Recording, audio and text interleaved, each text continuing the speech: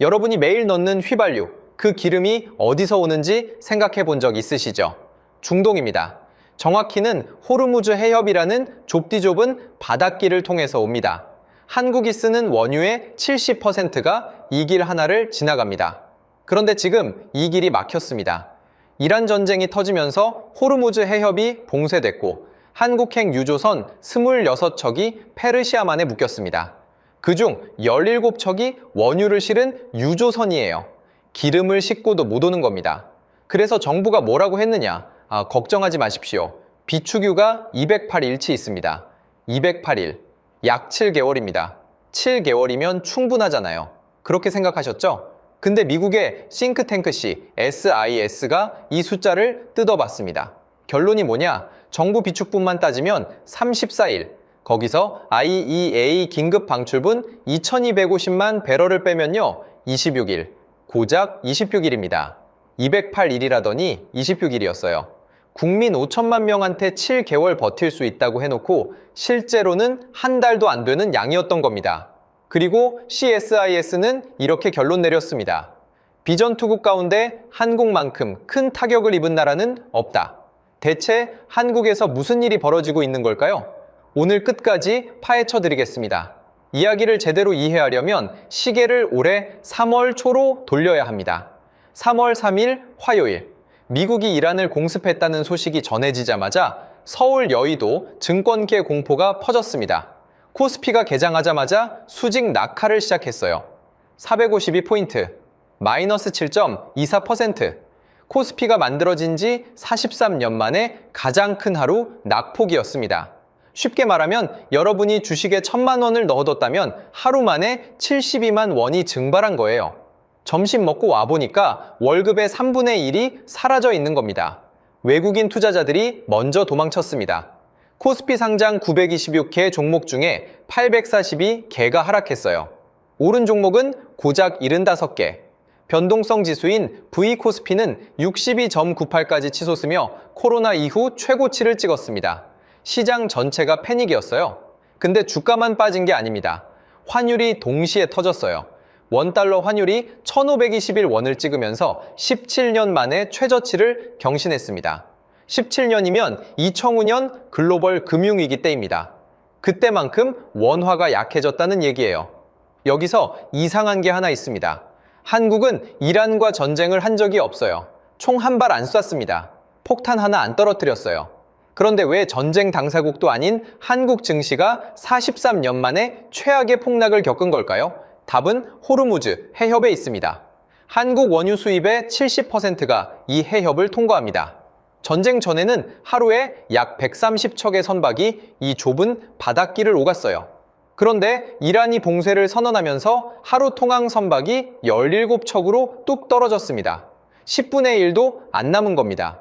회사에 비유하면 이런 겁니다. 재료를 들여오는 고속도로가 딱 하나 있어요. 그 길로 재료의 70%가 들어옵니다.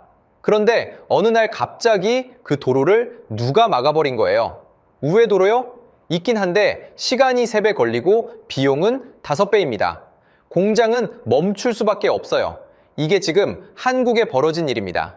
호르무즈가 막히면서 한국의 휘발유 공급이 86% 감소했습니다. 86%요?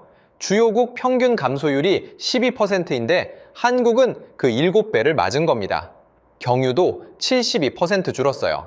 전체 석유 제품 공급은 56% 감소. 왜 유독 한국만 이렇게 심한 걸까요? OEC, D37개 회원국 중에서 한국의 석유 의존도가 가장 높기 때문입니다.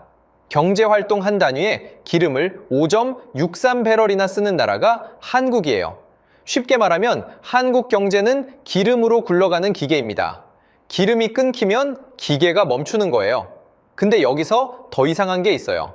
일본도 중동에서 기름을 가져옵니다. 트럼프 대통령 말로는 일본이 호르무즈를 통해 수입하는 원유 비중이 93%래요.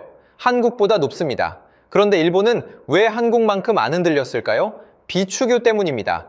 일본의 전략 비축유는 251분입니다. 한국은요, 정부가 말한 숫자는 208일분이에요.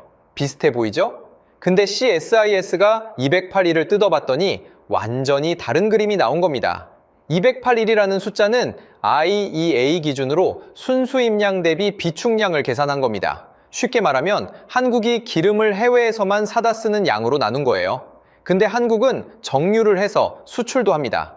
이걸 포함한 실제 소비 총량으로 나누면 정부 비축분이 34일로 쪼그라듭니다. 34일도 아슬한데 여기서 끝이 아닙니다. 3월 12일에 IEA가 긴급 비축유 공동 방출을 결정했어요. 한국이 내놓은 양이 2250만 배럴입니다. 이걸 빼면 정부 비축유는 7760만 배럴, 하루 정제 처리량 290만 배럴로 나누면요. 26일, 고작 26일분입니다. 민간 비축유까지 합치면 67일이라고요? 맞아요. 그런데 67일이면 2달 남짓입니다. 일본의 250일과 비교하면 3분의 1도 안 돼요. 같은 상황에서 일본은 8개월 버틸 수 있는데 한국은 2달이면 바닥입니다. 이게 같은 조건이라고 할 수 있습니까? 대통령이 직접 국민 앞에서 말했습니다. 원유 208일 물량 비축하고 있다. 전 세계 기준으로 가장 많은 수준이다. 산업통상부도 별다른 설명 없이 208일이라는 숫자를 반복했어요. 국민은 당연히 7개월 버틸 수 있다고 믿었습니다. 근데 실제로 정부가 바로 쓸 수 있는 양은 26일치, 민간까지 합쳐도 67일, 이건 국민한테 저축이 7천만 원 있어요 라고 해놓고 실제 통장에 들어있는 건 900만 원인 거랑 다를 게 없습니다. 나머지는 보험이나 부동산에 묶여서 당장 꺼낼 수 없는 돈이에요. 과장이 아니냐고요? CSIS가 직접 계산한 겁니다. 미국 워싱턴에 본부를 둔 세계 최고 수준의 싱크탱크가요. 이 보고서를 쓴 사람은 빅터 차씨, SIS 한국 석좌와 앤디 림 부소장입니다.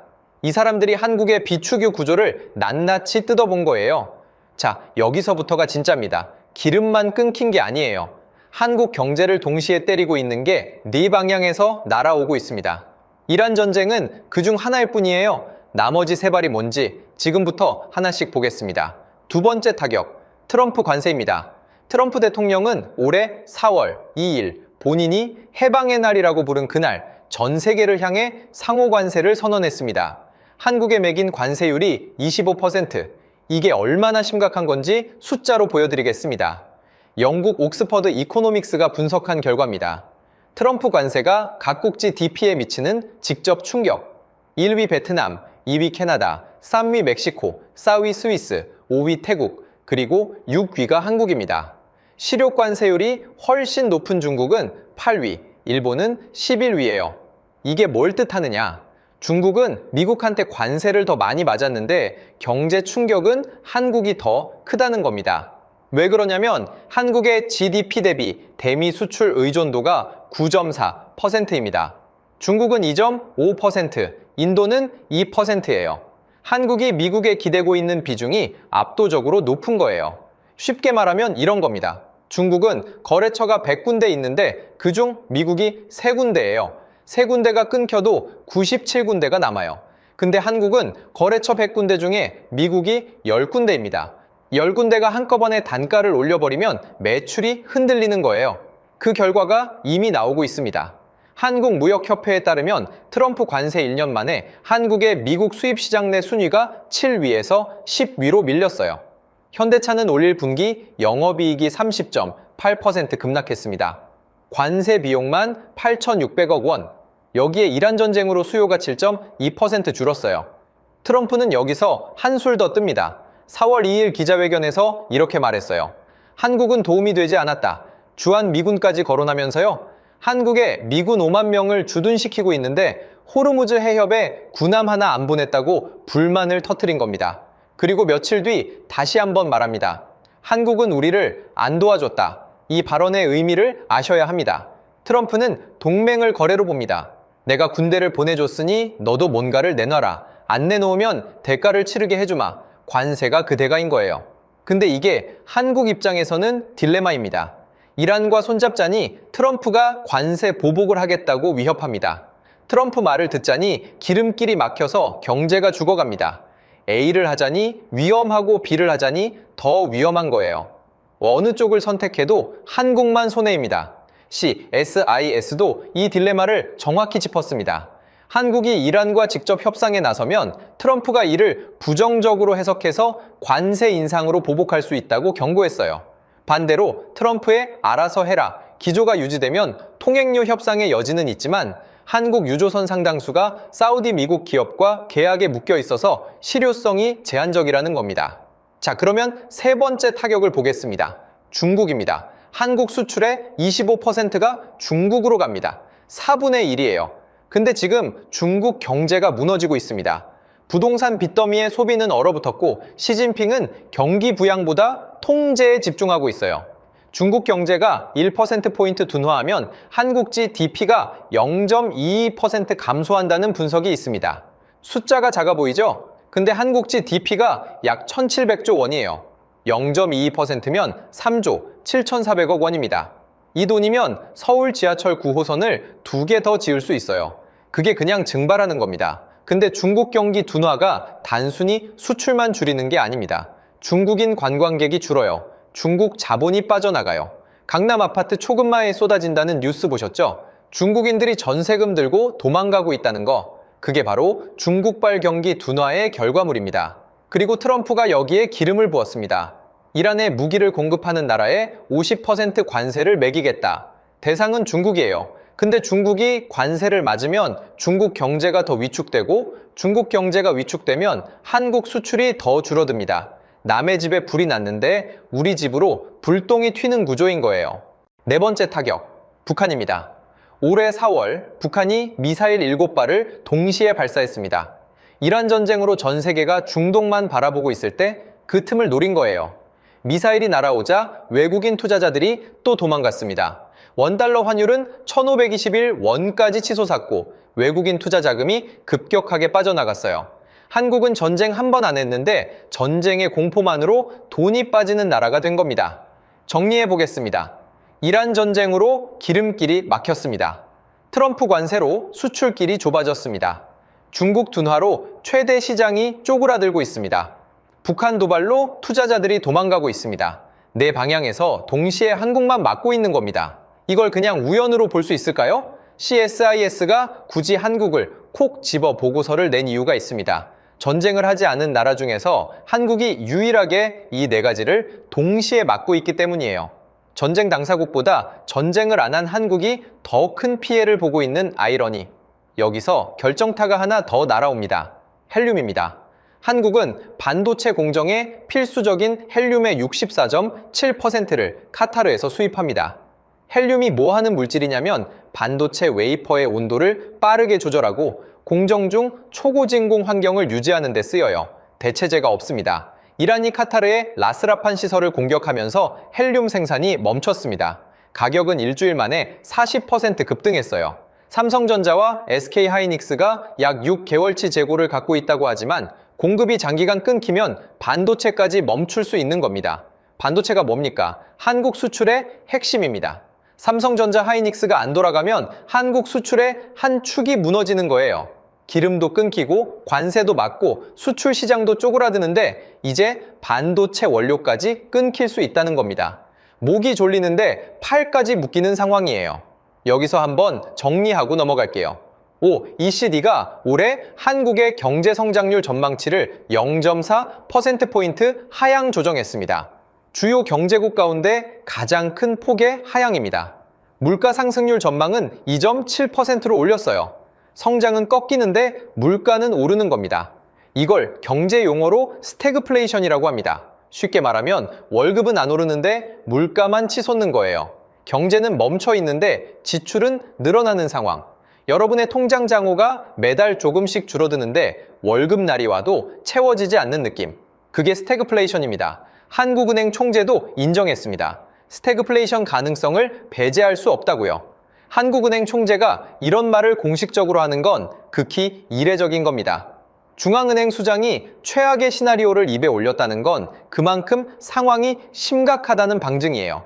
근데 여기서 모순적인 상황이 하나 터집니다. 코스피입니다.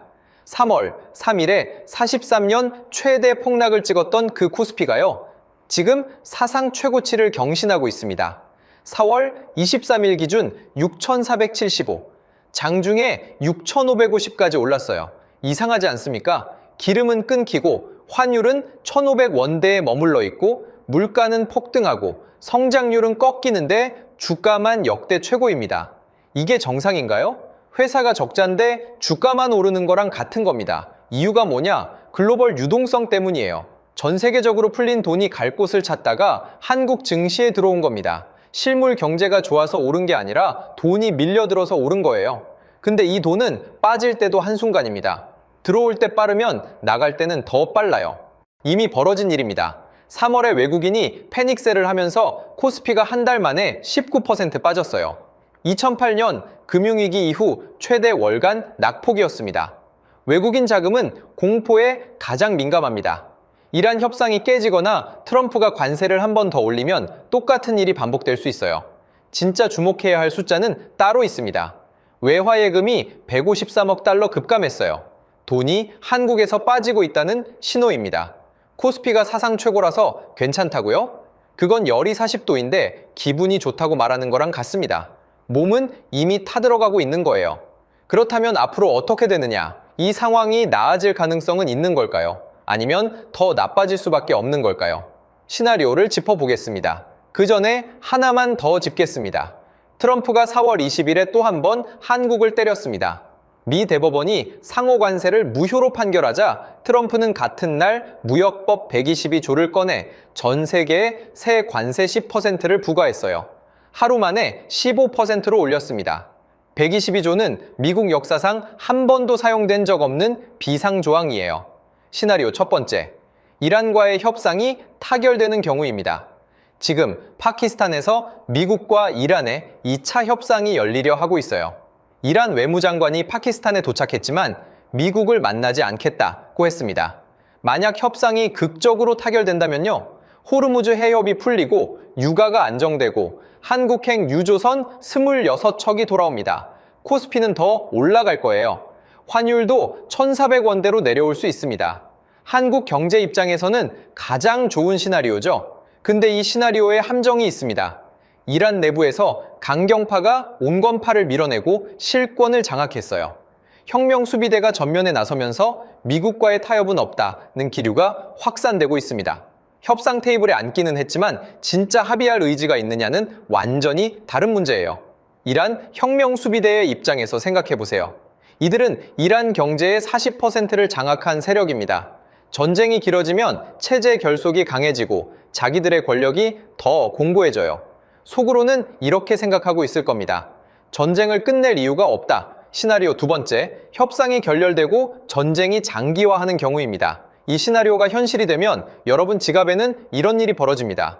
유가가 배럴당 100달러를 넘기면 한국지 DP가 0.3%포인트 이상 추가 하락합니다. 물가는 1.1%포인트 올라가요. 경상수지 적자는 260억 달러로 벌어집니다. 이건 한국무역협회와 KDI 분석입니다.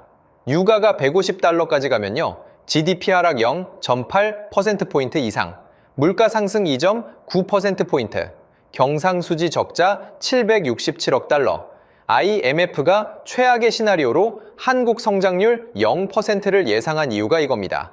경제가 완전히 멈추는 겁니다. 이걸 여러분의 일상으로 옮겨보겠습니다. 서울에 사는 40대 가장 민수 씨를 가정해 볼게요. 자동차 통근에 월 20만 원 쓰던 기름값이 40만 원으로 올라요. 장보기 비용은 월 50만 원에서 70만 원으로 뜁니다. 아이 학원 보내는 교통비도 올라요. 월급은 그대로인데 고정 지출이 30만 원 넘게 늘어나는 거예요. 민수 씨는 적금을 깰까 고민합니다. 근데 금리가 올라서 대출 이자가 먼저 올라요. 변동금리 주담대를 갖고 있으면 월 이자가 20만 원 이상 늘어납니다. 적금을 깨도 대출 이자를 감당 못하는 구조가 되는 거예요. 이게 한 사람의 이야기가 아닙니다. 한국 가구의 70% 이상이 변동금리 대출을 갖고 있어요. 유가가 오르면 물가가 오르고, 물가가 오르면 한국은행이 금리를 올려야 하고, 금리가 오르면 대출 이자가 올라갑니다. 기름값이 오르는 게 왜 대출 이자까지 올리는지, 이 연결고리를 아는 사람이 생각보다 적어요. 시나리오 세 번째, 최악의 경우입니다. 이란이 호르무즈를 완전 봉쇄하면서 모기 함대라 불리는 소형 쾌속정 3,000척을 해협에 풀어놓는 시나리오. 이미 이란 혁명수비대가 이 전술을 가동하고 있습니다. 이 시나리오에서 한국의 비축유 26일부는 정말로 카운트다운에 들어갑니다. 민간 포함 67일, UA 이 긴급 도입분 합쳐봐야 76일, 석 달도 못 버텨요. 러시아산 원유 수입 확대, CSIS는 이게 우크라이나와의 관계를 해치고 또 다른 외교 리스크를 만든다고 경고합니다. 트럼프가 이 상황을 이용해서 한국 더 내놔라고 압박할 가능성도 높습니다. 전쟁 비용 분담, 방위비 인상, 추가 관세까지 한꺼번에 들이밀 수 있어요. 트럼프의 속내는 이미 드러났습니다. 한국은 우리한테 도움이 안 됐다. 트럼프 입장에서 한국은 완벽한 협상 대상입니다. 미군이 주둔하고 있으니 안보 카드가 있고 기름길이 막혀 있으니 에너지 카드가 있고 수출 의존도가 높으니 관세 카드가 있어요.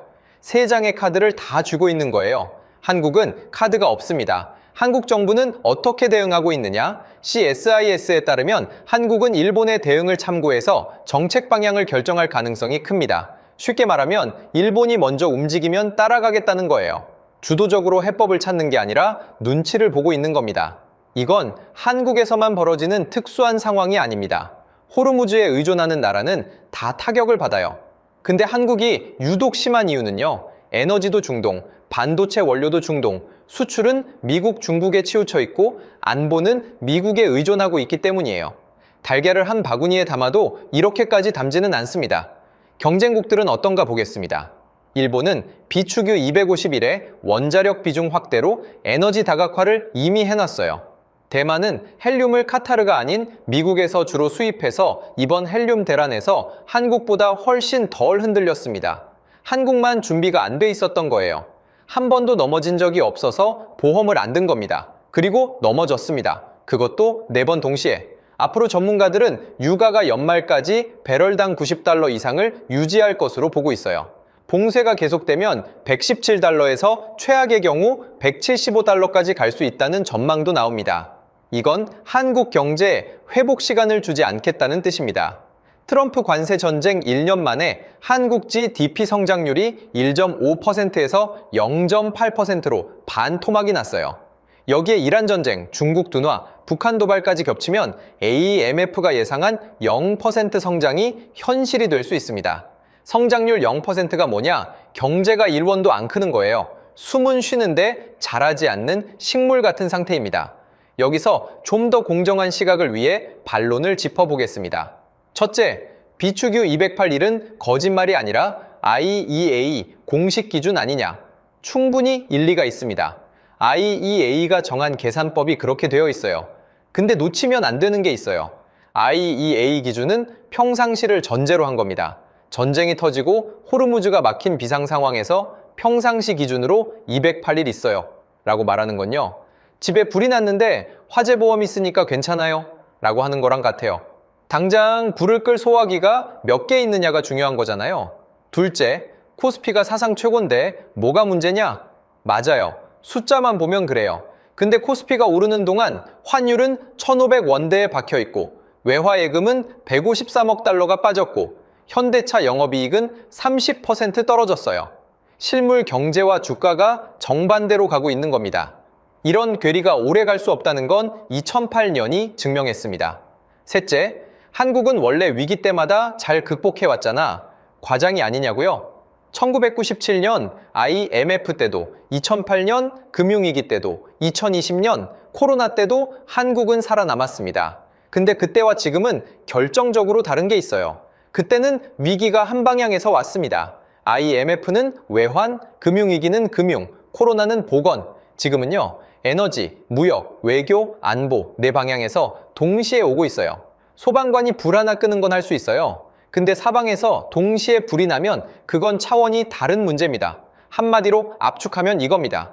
한국은 전쟁을 하지 않았는데 전쟁보다 더 큰 피해를 보고 있고 정부는 208일이라는 숫자 뒤에 숨어서 26일이라는 현실을 말하지 않았습니다. 지금 이 영상을 보고 계신 여러분의 현실을 생각해 보겠습니다. 주유소에서 기름을 넣을 때마다 가격이 오르고 있어요. 마트에서 장을 볼 때마다 총액이 늘어나고 있습니다. 대출이자 고지서가 올 때마다 금액이 커지고 있어요. 월급은 그대로인데 빠져나가는 돈만 늘어나고 있는 거예요. 코스피가 사상 최고라서 한국 경제가 괜찮다고요? 그 코스피를 올리는 건 외국인 투자 자금이에요. 그 돈은 공포가 오면 하루 만에 빠집니다. 3월에 이미 한 번 그랬잖아요. 그때 450이 포인트가 하루 만에 증발했습니다. 이란 협상이 지금 이 순간에도 진행 중입니다. 이 협상이 깨지느냐 타결되느냐에 따라 여러분의 기름값이, 대출 이자가, 노후 자금이 달라집니다. 남의 나라 전쟁이 아니에요.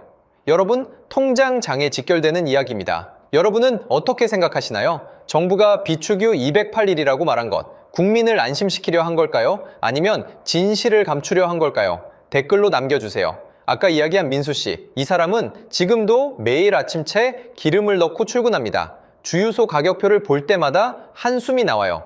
근데 민수 씨가 진짜 무서운 건 기름값이 아닙니다. 이 상황이 언제 끝날지 아무도 말해주지 않는다는 거예요. 전쟁을 시작한 나라가 전쟁을 안 한 나라보다 기름 걱정을 덜 합니다. 전쟁을 안 한 나라 국민이 비축유가 7개월이라고 안심하고 있었는데 실제로는 한 달도 안 남아 있었어요. 이게 지금 대한민국의 현실입니다. 이 영상이 도움이 됐다 싶으면 좋아요 한번 꾹 눌러주시고요. 여러분의 생각을 댓글로 남겨주세요. 구독이랑 알림 설정까지 해주시면 다음 영상도 가장 빠르게 만나실 수 있습니다.